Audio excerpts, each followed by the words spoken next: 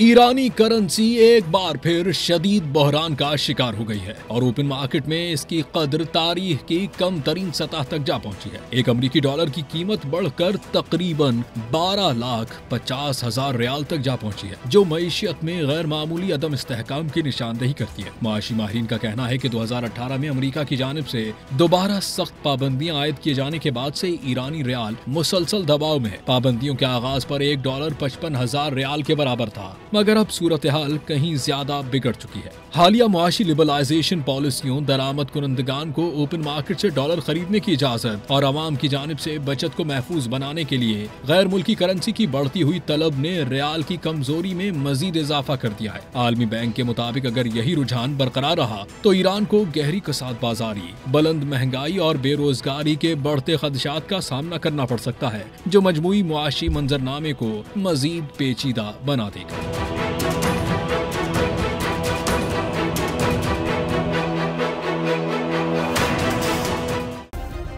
Subscribe करें और bell दबाएं ताकि कोई खबर रह न जाए।